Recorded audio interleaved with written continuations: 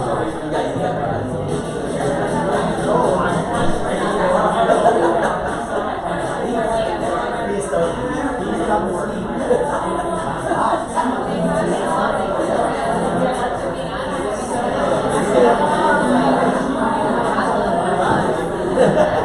not turning it up.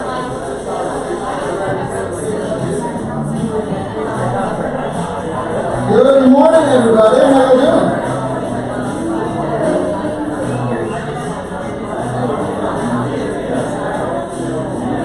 I have the Beatles on Here Comes the Sun because it's hopefully going out.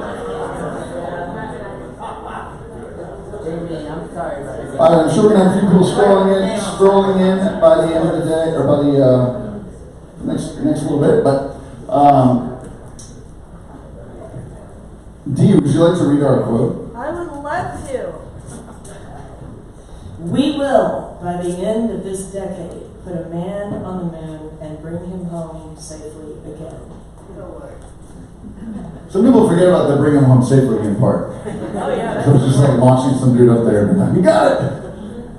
So did you know that when JFK said this, there's a lot of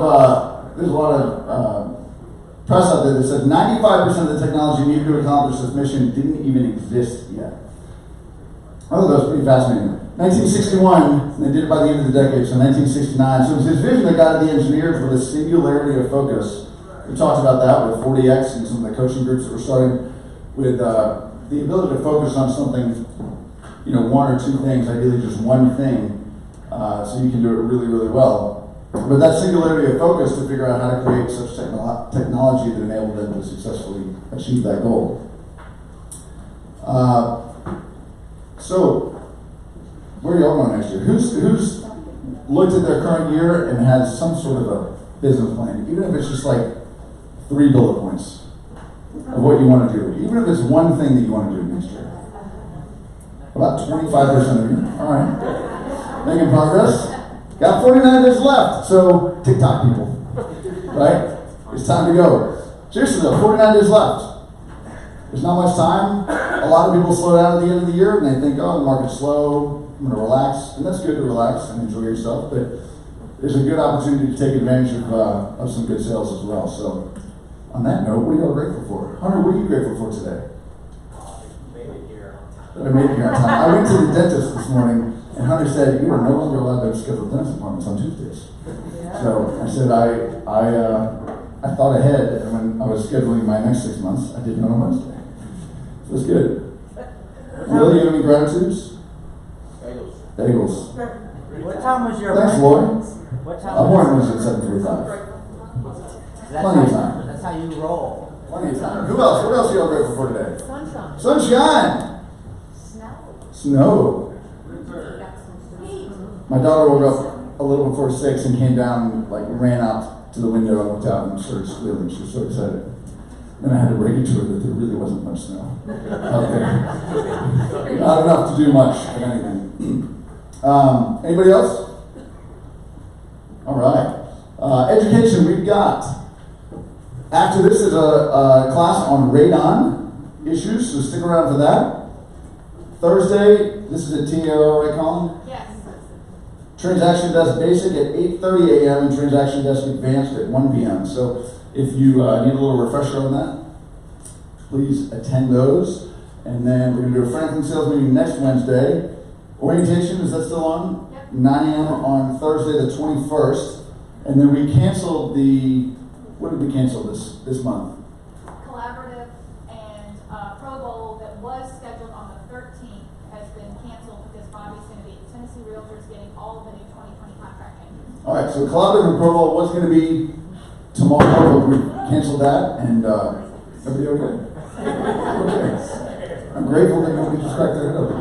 Yeah. So Bobby's going to come and tell us all about the new forms.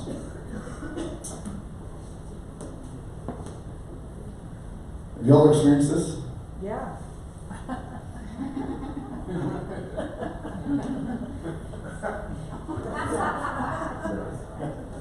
So speaking of, has anybody kept up their great descriptions? Top shelf, heart-poundingly handsome, seductively scrumptious descriptions. Who's used this book? I actually walked by Barbara Mutno's desk the other day, and I saw it sitting on her desk, and it made me so proud. So Laura Kirby, I was going through some listings. She's not here; she's out of town right now. But I thought her description was pretty cool. This gated Cambridge Downs masterpiece offers scrumptious indulgence at every turn. 2+ acre lot with water views. This entertainer's dream is complete with a chef-style kitchen, sub-zero and thermodor appliances, custom millwork, private master suite on main, spacious formal and informal spaces, elevator, all-en-suite bedrooms, private nanny, mother-in-law quarters, 4-car garage entry with a 6-car capacity. Does anybody here have 6 cars? All right. Cozy screen porch and sprawling outdoor spaces. So this is actually the biggest listing that a village agent has right now. 3.3 million. Woo! Mark and Carly had a pretty good one too. Mark, are you here? Hey! One-of-a-kind luxury living perched high on the hilltop. 1125 Hit Lane boasts 10 acres of tree-lined privacy and seclusion, just minutes from Nashville, right? Enjoy unobstructed panoramic views from all angles. Find relaxation. That's a good why, right? People don't buy their whats, they buy what?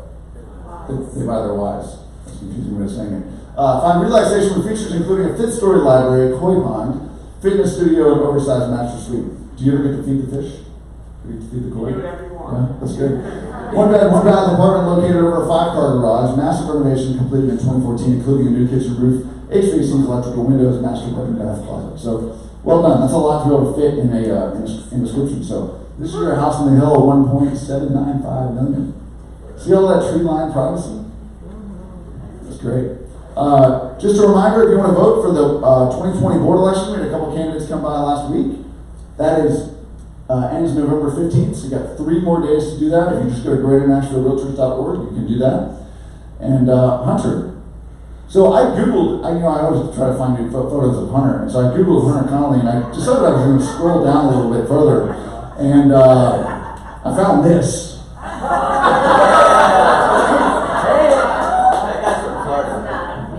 Yeah, I don't know if that's actually Hunter, but is that a cousin?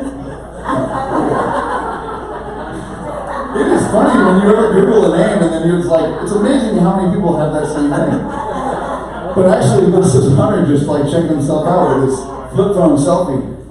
I thought the Arrow worked. I think it's a hot pink flip phone, like the Arrow with the flip phones. He's a little younger. The razor. The razor? Yeah, he was. I like that. Back in the day, had it going on. All right, it's going. So, thought we'd start off talking about restaurants in Nashville. Who here has lived here long enough to remember when Nashville's food scene was pretty lacking? So, like, it wasn't that long ago. And I was talking to Dee Davis about it before the meeting. She attributes it to kind of the music scene coming in the mid-90s in LA and New York. People They were hungry They and were like angry, They were not hangry. fun. Yeah. Like, That's when we started getting food. That's when I heard of Thai food. she first heard of Thai food Yeah. as a Nashville. young adult Nashville. So we've come a long way. And so these are the Goldberg brothers, Max and Ben Goldberg. They've done a number of restaurants. Has anyone been to this? The Downtown Sporting Club they opened up earlier this year, complete with axe throwing and the restaurant. Just kind of speak up if you've been to any of these places. Metro Diner, fast casual on Gallatin. You think that's going to make it? You been there? Pretty good? St. Stephen, it's a Brooklyn-style eatery in Germantown, replacing the old mop/broom mess hall that didn't make it. Shockingly with that name. So yeah, that's the chef there. Penrose is in the Gulch where Finn and Pearl used to be. Finn and Pearl was a tough one. Like you go in and it feels like super like casual and affordable, and you get your bill, and not so much. $10 oysters were killer. Yeah. So there's some cool things going on. This is kind of in the Printer's Alley Dream Hotel area, the stateside kitchen, and then also they've got a casual Daddy's Dogs in the back for late night eats and lunch. Some comfort food, Chinese comfort food in Germantown. You guys been to the steam room? Is it good? Really good? All right. The soup dumplings are amazing. The what dumplings? Soup dumplings. Soup dumplings from the steam room. And then this one is Bar Otaku in the Gulch. It replaced Little Octopus. There's a lot of transition. I mean, it's gotten really hard to keep restaurants going with all the competition. But and then finally, this is a little coffee shop, Kettner Coffee in the East Side Flats. You like it? Good stuff. All right. So then, like, even up until like a year ago, 2 years ago, Green Hills right around here was kind of a like not much going on. You had like, I mean, stuff like Bricks was like, and this is kind of recent, but it's kind of, Cheney, not good. Supposedly, North Italia is really good. It's in the mall. Like, we normally shy away from stuff in the mall, but I've heard like it's really good. Right to the right of like the Starbucks. Been there? Good. And then across the way in the mall, Indy Square, they have a location in the Gulch at 404 Kitchen, and they just opened up. This is where Table 3 used to be. Oh. And it's like burgers and good pizza. It's supposed to be really good. And then this is one of my favorites, Santo, the same guy that did a piece, Mayor and Calamatas. And it's in that building with True Food and just in Char. It's to the far right in that building. This is at the Hearth is in the top of the Hilton. I didn't even know we had a Hilton in Green Hills, but there's a cool restaurant at the top of it. True Food, I mentioned that. Char, I mentioned that. Got the Restoration Hardware, Cafe, etc. And then a throwback, Green Hills Grill. Kind of 1990s Albuquerque theme. But it's good. It's a good one.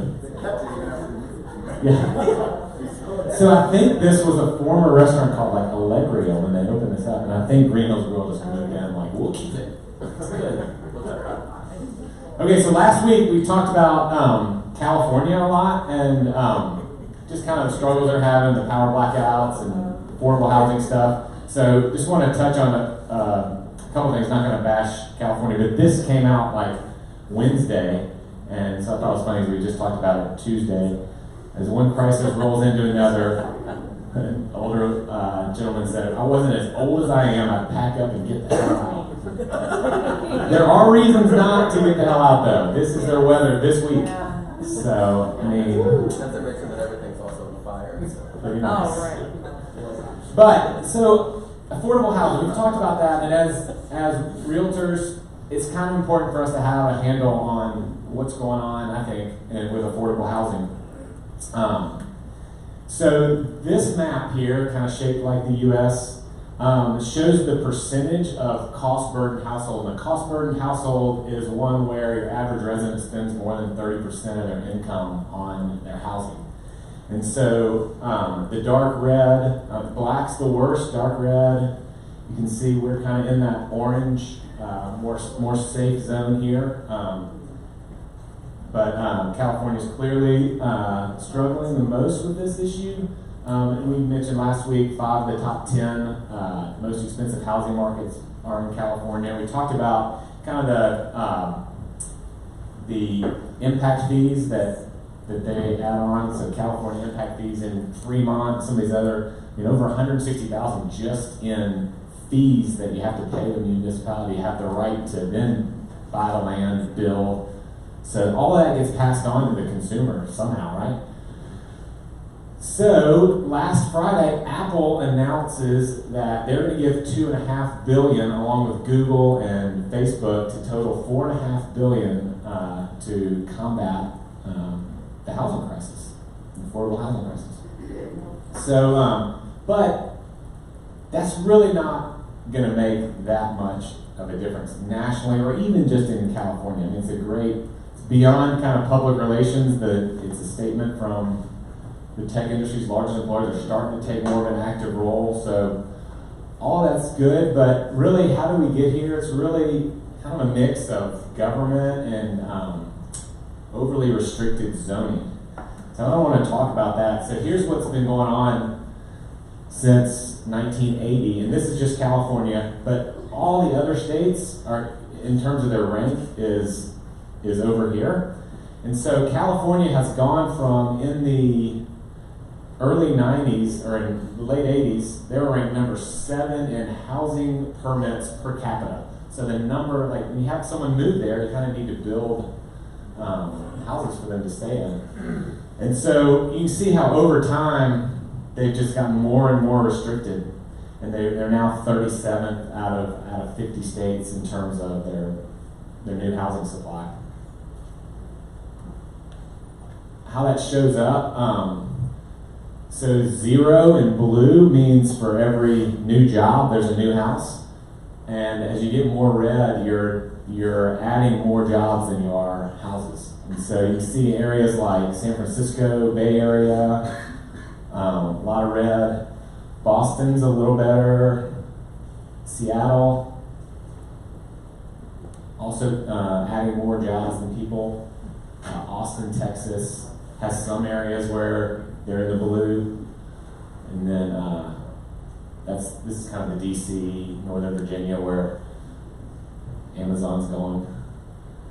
So kind of interesting, just kind of thinking through, like, hey, the main way to combat the affordable housing problem that we're having in this country is by adding to the supply.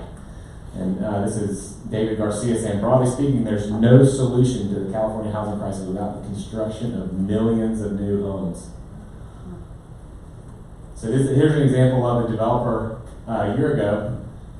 Submitted a proposal, gets it through council, going to build 2,400 new apartments on the site, put rents, subsidize them so that they're below market.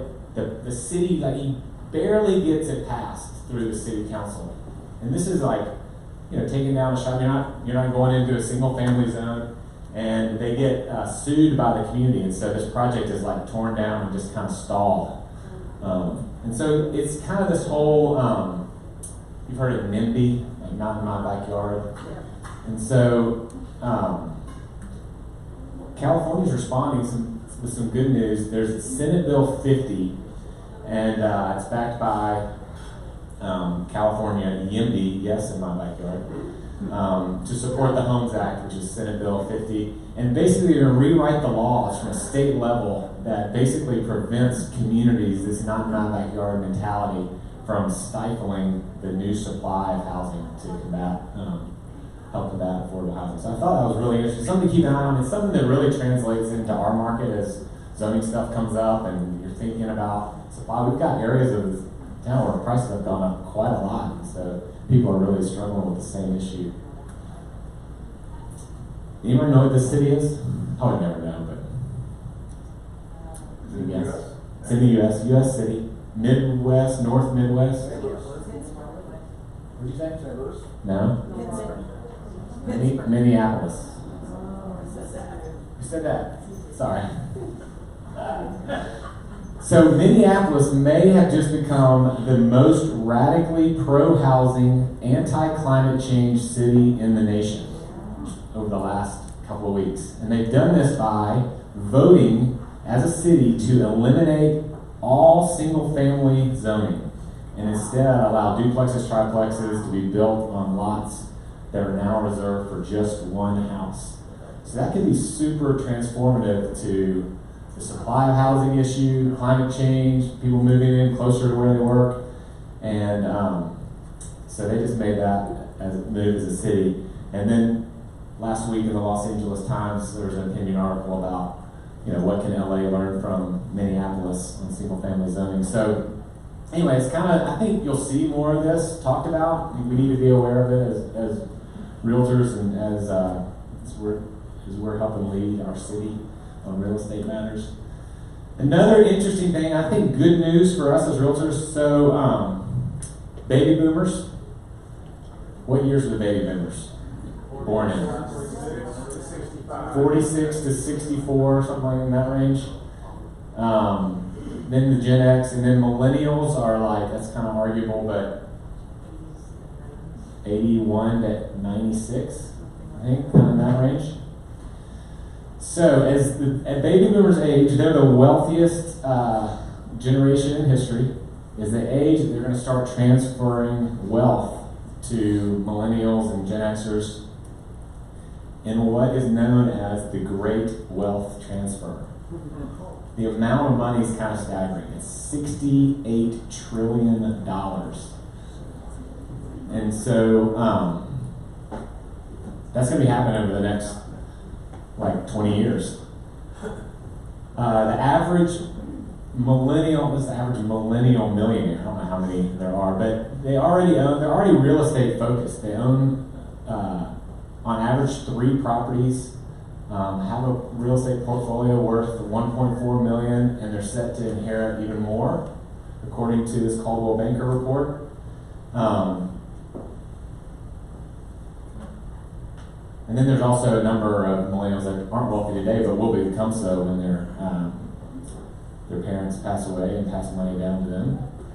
So many of them are going to want to play in the real estate market with both earned and inherited wealth.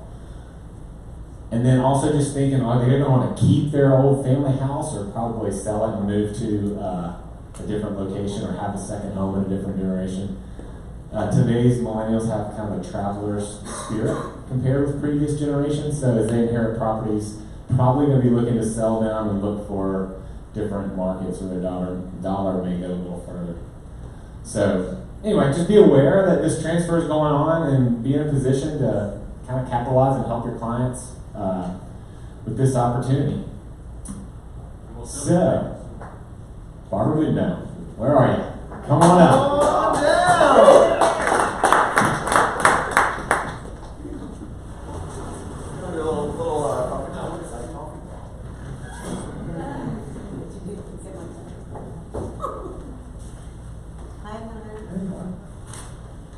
So Barb, tell us. Tell us about how you got in the business, how long you've been in the business, just kind of start from when you moved to Nashville.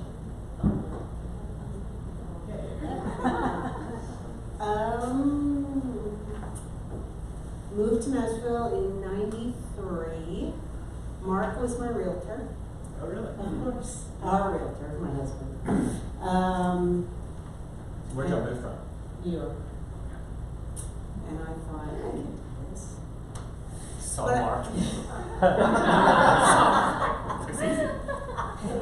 But I also thought there was a lot of possibility in the neighborhood, especially where I lived, and why weren't more people moving in? And Did you buy your house on Cedar where you are now? So you've lived in the same house since '93. Yeah. We used to be neighbors.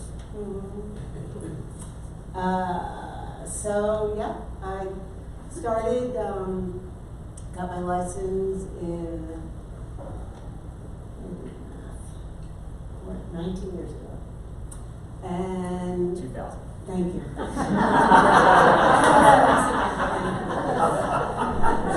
That was good. And my first day, I think Amy was already there. Jane and Andy. And the first day of work was actually 9/11, which was crazy. So went to work and everybody, it was a staff meeting because it was a Tuesday. And it was in the East office and everybody's watching TV. And so that was my first day. Why were you in the East office? Just that day, we had a staff meeting. We decided to have a meeting there. We should do that. Yeah, because our office was Hillsborough Village, and it was also super small, and they're both small bungalows, so why not? But anyway, So your first day as a realtor was 9/11. yeah, it's crazy. Yeah, so that's how I started. I've been through all the ups and downs and ins and outs and recessions and housing booms and busts and So do you prefer or kind of focus on working with either buyers or sellers? No. Either. Either one. Yep. Both have their challenges. Both are, you know, each one is a different process, but both are, I don't find one to be super easy, although right now it seems like listings are good to have, and especially in certain areas and certain price points, so. So talk about your like normal day and your priorities and how you kind of structure them and make sure you stay on track. So for me, you know, my children are grown and gone, so it's a little different than when they were little. So now I usually go for a hike first thing in the morning. I go to Radnor, usually it's 7 or 7:30. Go for a hike. It's really great for, you know, just feeling like I've done this already and now I can go to work, and if I don't have time to work out later on, at least I did my hike, and it's great. So it's like 7? Yeah. 7 o'clock? Yeah, I didn't go today. But I would have, if I didn't have this at 9, I really would have. I mean, it's great to hike early, and, you know, whether it's snowing or raining, honestly, it's really great. So, you should try it. It's really great. But actually, my day kind of starts the night before, because what I do is I look at what my day is going to be like, and I prioritize. And I'm kind of old school, you know, I have a, yeah, I use a lot of Post-its. And, you know, just prioritize my day and, you know, figure out that I have enough time to do the things I want to do. So for me, that's really important. Whether it's having meetings or, you know, whether I have to reach out to somebody or schedule something, you know, it's just helpful to keep on track that way. And then the day just progresses, and, you know, I don't have a very long day usually, but I'm not opposed if somebody texts me or emails me at 8 or 9 at night to get back to them, you know, so it's not like, and once again, I don't have small children anymore, but, you know, I find that for me, communication is super important. What do you do to stay in contact with your sphere? And I mean, you got a lot of music business, I guess. You kind of become the. My husband. He's This is in. my husband. He's in the music business. Mhm. But then, how once you work with a client, you work with the same ones over and over. So how do you stay in touch, and do you have a strategy around that? I socialize with them a lot, you know, I So mean. you're going to music events. Just different, whatever, yeah, dinner, I mean, you know, I try and support my friends, I mean, luckily it's fun too, so that's great. Whether it's events for a book thing, or, you know, if they're having a pop-up, or if they're selling a new fragrance, you know, whatever, you know, making a point to go and support them. All kinds of stuff, you know, all that stuff, but, you know, I'll invite somebody out to lunch that I haven't seen in a while, or, you know, just really making a point of socializing, and that's how, and supporting their causes. Yeah, super important. Yeah.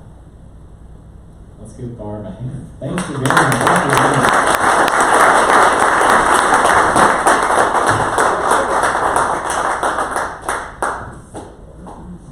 That was really cool.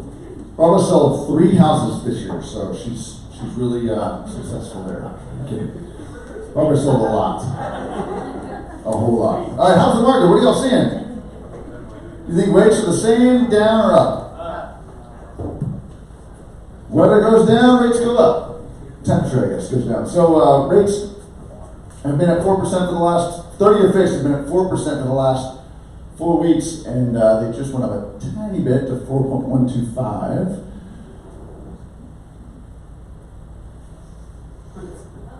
Do I have that right?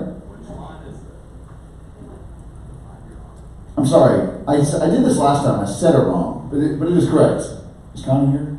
Connie corrects me afterwards. So 30-year fixed is the black. 30-year fixed is that the ARM is still higher, which is weird. That's what keeps throwing me off. The 30-year fixed is at 4%. The ARM is at 4.125%, which is random, right? I mean, that's just not usually how it is. Usually you get an ARM because it's a super cheap rate to keep your payment low. And then a 15-year fixed is at 3.5%. So no one's doing ARM, basically. Anybody have a client that's done an ARM in the last few months? I doubt it. You do, Lloyd? Yeah. You've seen it. Well, yeah, Lloyd. Okay, so you do a lot of closings. What do you see? What would you see an ARM on? Usually it's clients that don't plan on being in this market that long. Okay, Yeah, so they just go ahead and get it on. But the rates that I'm seeing at the table on ARM are lower. are lower. So Because they blocked more than 4 weeks ago. so they locked before this kind of inversion happened. Okay. So again, this is just like what's that? Some banks may have different specials. and stuff. Yeah, some banks may have different things like that. Like, and, you know, there might be an interest only. I mean, there's a variety of products, but in kind of the conventional, typical products, this is what you're seeing. So yeah, basically the ARM, which is this gray one, is typically the lowest. If you look at back in 2017, 30-year fixed was way up here, 15-year, and then the ARM was the best rate, right? I wouldn't say the best deal because there's more to it than that. Now it's almost a complete reverse. So kind of interesting. All right, just a reminder, Lolo, if you want to do that, the gift is coming out, I can't remember what it is this month, but it's coming out in 3 days. So go to lolo.gifts to sign that up. And can some of the other brokers come up and help me with this? All right, so I sent this letter out, or this email, a link out yesterday with an attachment to another article. So this was a ruling that came out yesterday. And so I want to talk about it in terms of how to handle coming soon / pocket listings. So has anybody ever heard of the clear cooperation policy? Now you have. I didn't know about that before. But this has been discussed, it was approved. Y'all can come over here. I won't bite. Clear cooperation policy was approved requiring listing brokers to submit a listing to the multiple listing service within 1 business day of marketing property to the public. All right, so what are the RealTrax rules say right now? RealTrax. So you have RealTrax, you have NAR, you have Trek, Village, what? So the RealTrax says 48 hours, all right? But then we have a form that says if you can go ahead and sign a listing agreement, get it signed while your sellers are still, planting flowers and scraping snow and whatnot, and to make that longer. But the catch is, and so there's a realtor code of ethics. Part of the code of ethics says that if you're going to offer something to one realtor, you have to offer it to all realtors. Right? You have to treat everybody the same. And so the whole coming soon kind of phenomenon that we've been dealing with for the last, 5-6 years, it's been pretty prominent, kind of violates that a little bit, right? So you're putting something out to the public, or you're putting it out to some realtors, and maybe if it's on that Facebook group, there's a few thousand of them, but it's not every single person. So the MLS started as a way to offer compensation, cooperative compensation to other realtors. We use it now as a marketing platform, but it's still at its core, it's a way to offer, let everybody know what else is out there, so that everybody's in the same playing field, and then offer cooperative compensation. So who's put a coming soon in the MLS and RealTrax recently? Right? What do you? There's a little pop-up that says something. You remember what it says? What day you're gonna You just say what day you're going to do. Listings You're that are going to showing. make it active and start showings. And so it basically says you can't show it. You put it as coming soon, but you can't start showing it before that. So you're not supposed to. Some people do. Because what stinks is sometimes you can go into a coming soon listing, or you see a coming soon listing, and then it's coming soon in the MLS, and then it says it's going to go active on Thursday, and then Wednesday night you see it go into contract, and you're like, whoa, right? So that creates a little bit of a challenge. So basically the rule, so this I read that, the rule will require effectively end the growing practice of publicizing listings for days or weeks without making it universally available to other agents.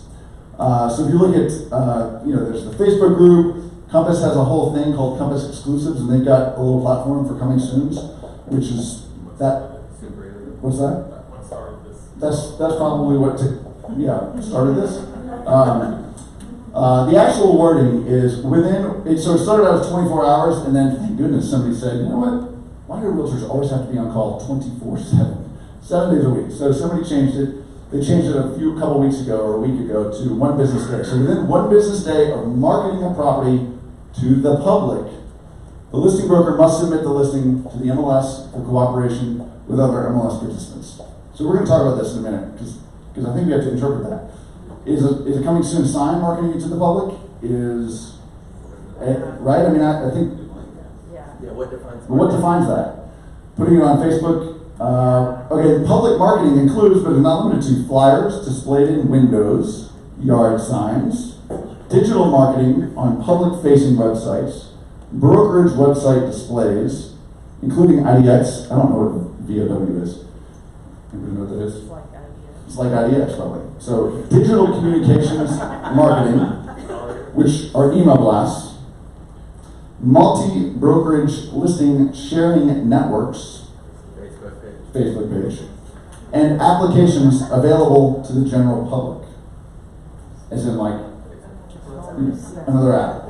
Alright, so I'm going to read that one more time. Public marketing includes, but is not limited to, flyers displayed in windows, yard signs, digital marketing to public-facing websites, brokerage website displays, so on your own website, digital communication marketing, i.e. email blasts, multi-brokerage listing sharing networks like the Facebook page, and applications available to the general public.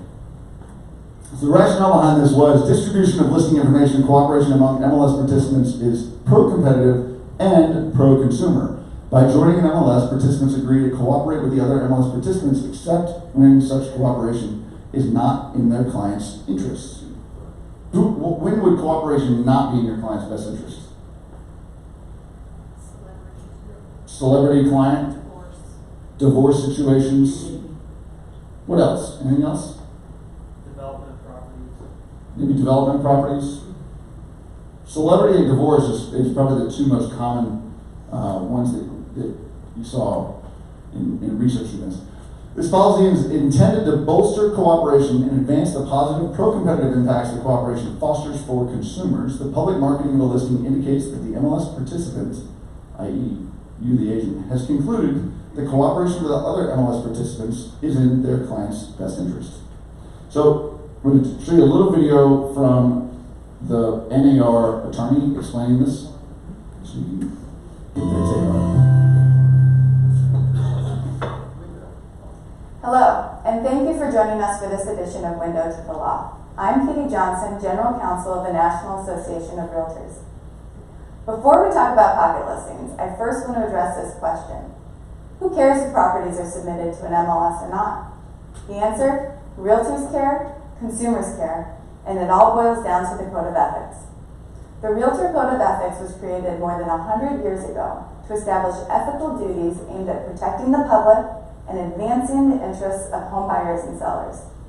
The code requires realtors to cooperate with other real estate brokers and to respect the exclusive relationships other brokers have with their clients. It also requires realtors to present a true picture in their advertising and representations. Any practice that violates those duties should be concerning to realtors. The Multiple Listing Service is an orderly and efficient marketplace serving the interests of sellers, buyers, and practitioners. It is a unique and indispensable tool that works precisely because realtors have that ethical duty to cooperate with other brokers and to respect their exclusive relationships with clients. The MLS is beneficial to home buyers and sellers because of the widespread exposure of relevant inventory and up-to-date property information. The MLS is beneficial to brokers and agents because it provides access to current listings, pending sales, sold and expired listings, statistical reports and analysis, and other essential market information tools and resources. Availability of complete, accurate information in an organized, timely manner promotes the interests of all parties to a real estate transaction. Any trend or business practice that results in less complete and less accurate property information should be a concern for realtors. Now, as promised, pocket listings are coming soon.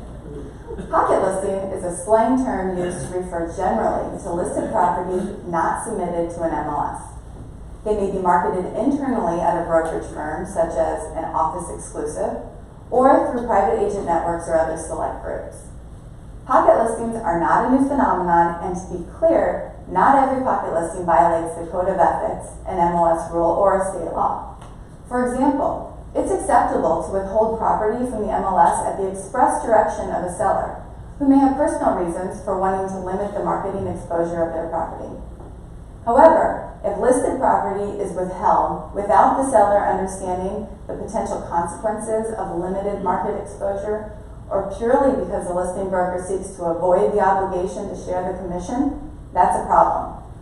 As a general practice, actively discouraging submission of listings in the MLS is inconsistent with the fundamental cooperative nature of the MLS and the obligations of the Code of Ethics. Brokers who understand and appreciate the value of the MLS and who want to minimize their firm's legal exposure should ensure that pocket listings are taken only when they are clearly in the seller's best interest, and not where the purpose is furthering the interests of brokers and agents. The Coming Soon marketing campaign, like the pocket listing, is not a new phenomenon but has recently reemerged. A Coming Soon property could refer to a listed or unlisted property that isn't available for showing or purchase until a later date.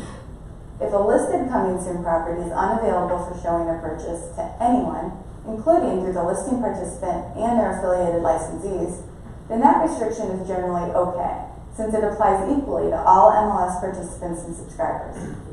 However, if a Coming Soon property appears in the MLS compilation and is available for showing and purchase, but only through the listing firm, that can result in participants circumventing the duty to cooperate, harming other participants' exclusive representation relationships with their buyer clients, and diminishing the value of the MLS.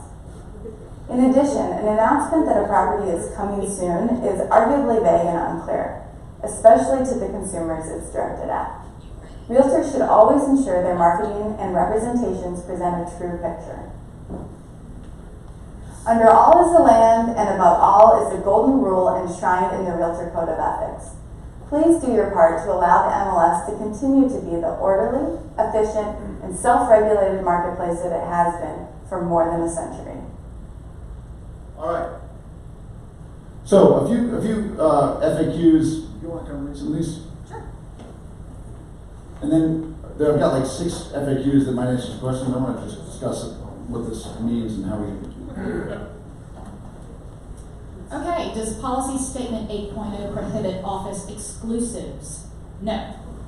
Office exclusive listings are an important option for sellers concerned about privacy and wide exposure of their property being for sale. In an office exclusive listing, direct promotion of the listing between the brokers and licensees affiliated with the listing brokerage and one-to-one promotion between these licensees and their clients is not considered public advertising. So our Facebook exclusive group is a safe place. Common examples include divorce situations and celebrity clients. Yes, the Village Facebook exclusive group. Not the Middle Tennessee Professionalism Forum or the Central Tennessee Coming Soon Forum. I imagine those will be impacted. Common examples include divorce situations and celebrity clients. It allows the listing broker to market a property among the brokers and licensees affiliated with the listing brokerage.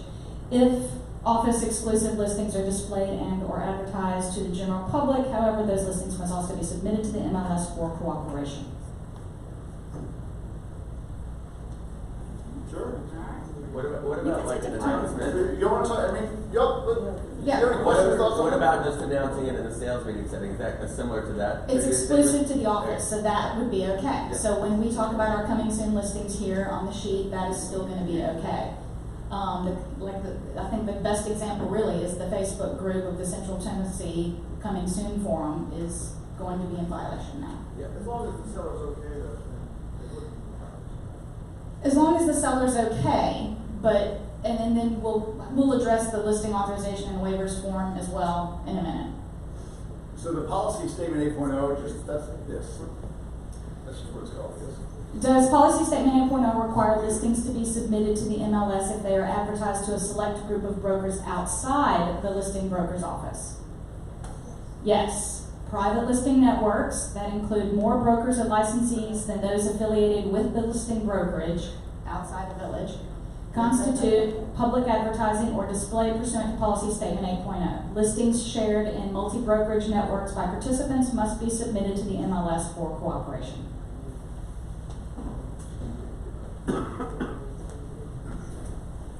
Does policy statement 8.0 apply to non-active listings?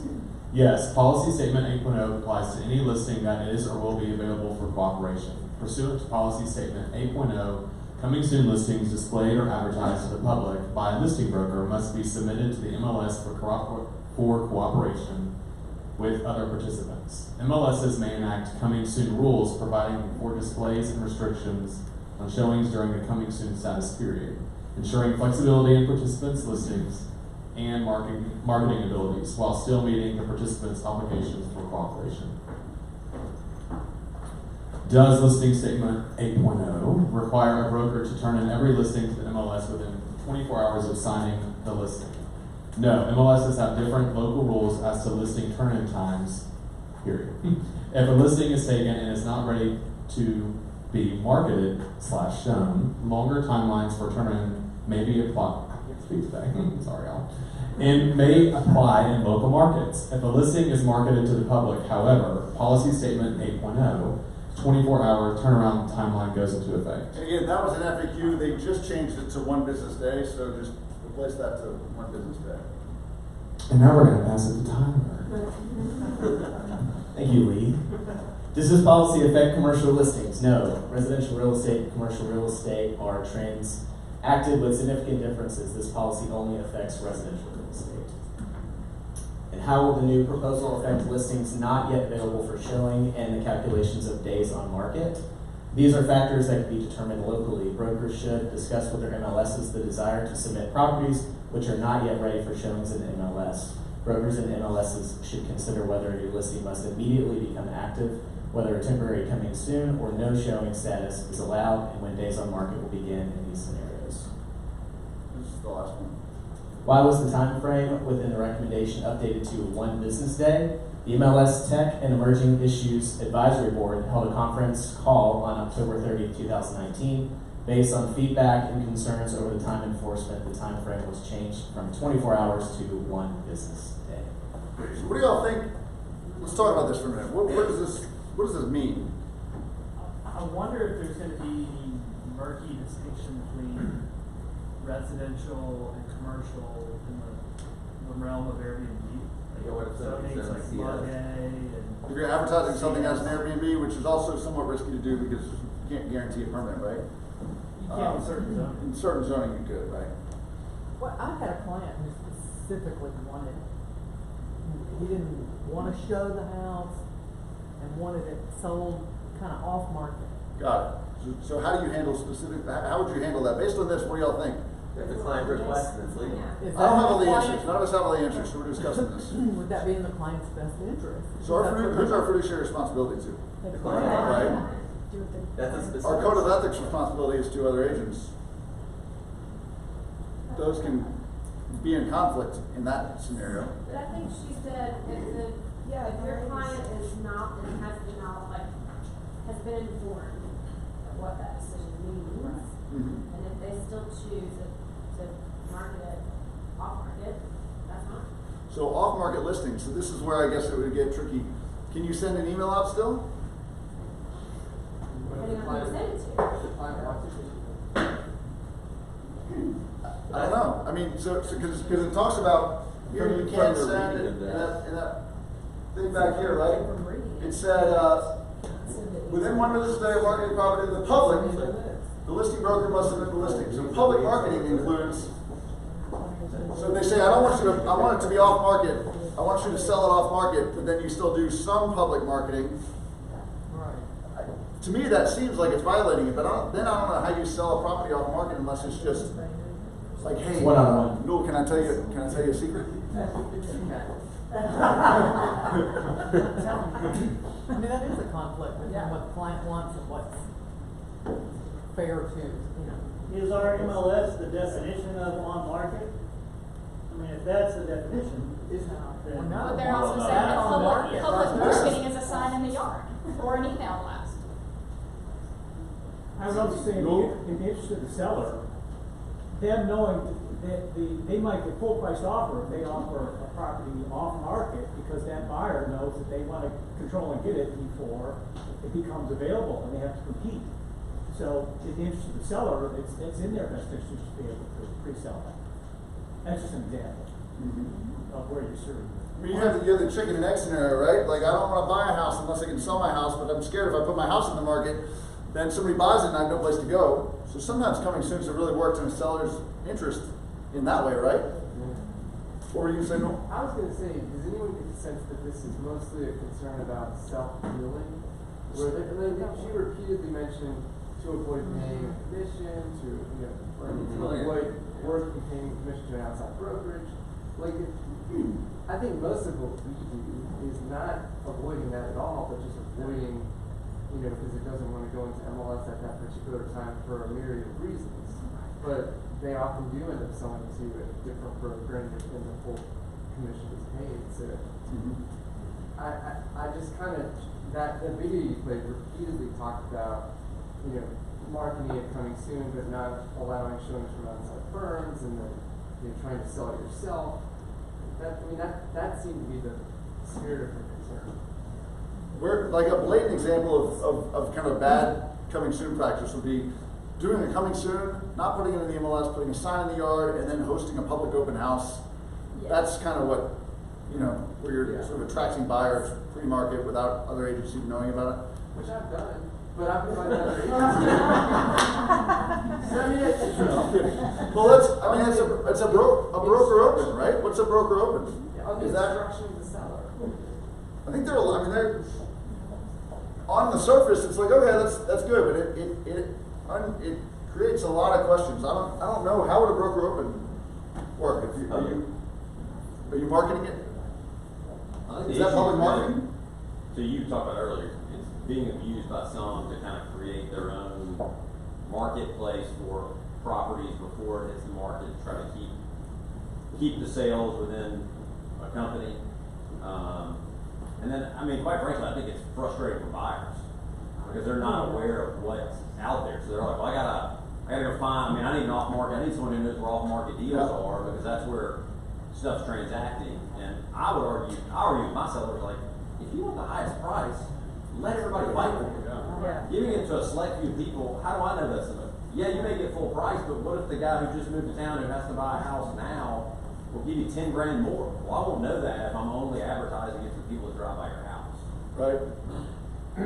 And so representing buyers, from that perspective, I have had many that, something comes on the market, but it's already under contract, and they're like, well, why didn't you know about this? Or, I think frustration from Has anybody ever felt like a fool to a buyer when that happens? Yeah. Absolutely. So I think from a... We had one last week. From a fairness standpoint, it's, life isn't fair, but it will make my job easier. What about multi-unit projects? So there are a handful of people in here that do multiple unit projects. So you've got a condo project or a subdivision home project with homes ranging from 500,000 to 800,000.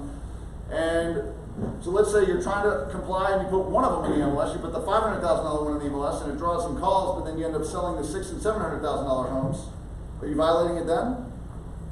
What do you think?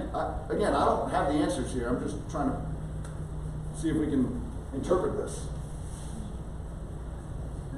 Seems tricky.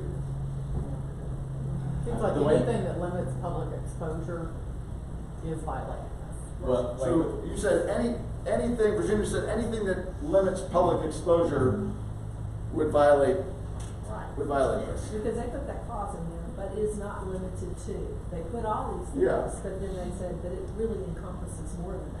I would imagine that this is not the last you're going to hear about this. No, it needs to right? be So these things will get lobbed out, and then there's going to be a lot of people pushing back. There might be a lawsuit from certain companies out there. Who knows? But it'll be interesting to see how it goes. What were you going to say?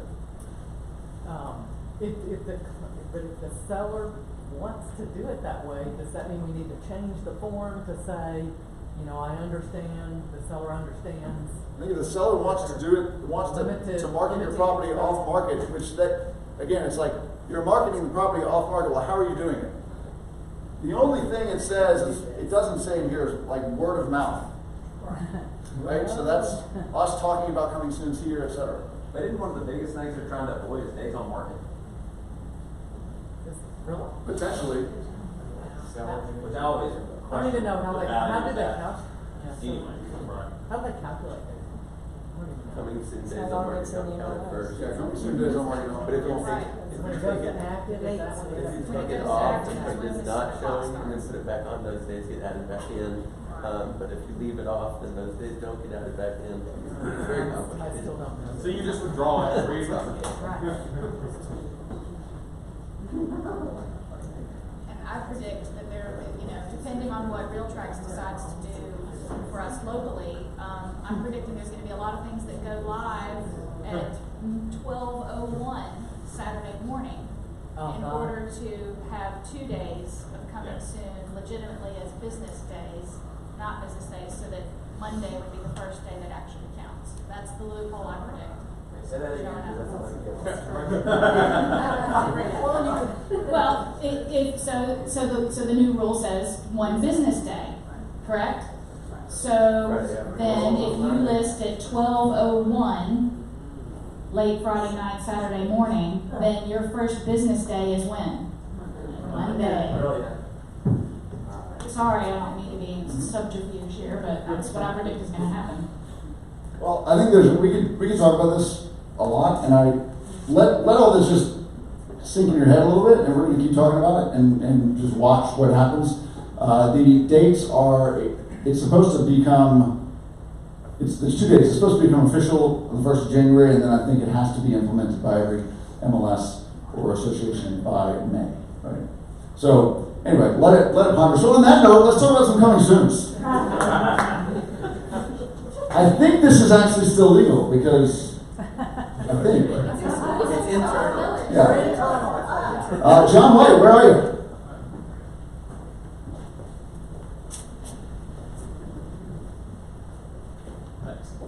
I've got 2 side-by-side short-term rentals in City Heights. They're zoned in ULA. Each one is 3-bedroom, 2.5 bath. So they are able to be rented out together as a 6-bed, 6-bath.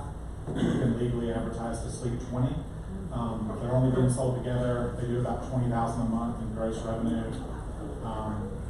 So I think it's a really good opportunity to walk into something. And if they stay with the same management company, then all of the future rentals and history, all that transfers to the property. So is that considered a party house or just a really big? It's a party house. Whatever you want to say. All right, Laura's not here today, but It's got a $409,000 Essex Park, Franklin, Tennessee, 3, 2.5. Jake, are you here? And Jake on Michigan, and Jake on Woodland. Newell.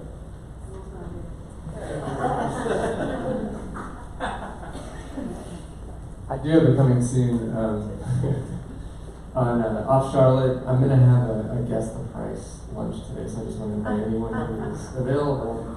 Another reason to keep it off MLS is we haven't fine-tuned a number to put in MLS. So anyway, 11:31. It's a great town home with great views of town. Anybody else? Got Mark one? Mariani has a broker open. Yeah. When's your broker open? So we already saw the slides of it, right? So before we even tell you about the house, I'll tell you that anybody that shows up, any agent that shows up, we're giving away a $10 Starbucks gift card, and we're also doing a giveaway for $100 to the Southern Steak and Oyster. So if it feels a little like bribery, it's because it is. Here it is, right here. We think we have a pretty unique property here that the pictures just don't do it justice. So we want to kind of get eyes on it. It's 7,000 square feet with a 1,000 square foot apartment above the garage. We are doing this on Thursday from noon to 2. Thursday from noon to 2, we're doing wine and charcuterie board and stuff like that. But we just want to get people up there, and I know it's in northern Davidson County, so technically Goodlettsville. Goodlettsville is beautiful this time of year, by the way, guys. Very beautiful. Anyways, we'd love to have you, and like I said, we're bribing you a little bit, so come on up and check it out. We're gonna pepper your email too, so don't send it to the don't send it to the spam box. Thank you. Cool. All right. Appreciate All right, wrap it up. What were your takeaways today? I love coming soon. You love coming soon. Obviously, there's a lot to take away on that. You learned a little bit about. I thought that map that showed. No, we'll send all this stuff out. But the map that showed the kind of home. I forget what it was called, but where California was black. Yeah. Tennessee was pretty good. Tennessee was on the light side of the spectrum, so that was good. Anything else? About Minneapolis's new. Minneapolis. Wow, that's strong. What are rates today? 4. Good work. All right. Next up, we're going to do radon issues in about 10 minutes. So y'all take a break and then come back for that. Thanks for coming.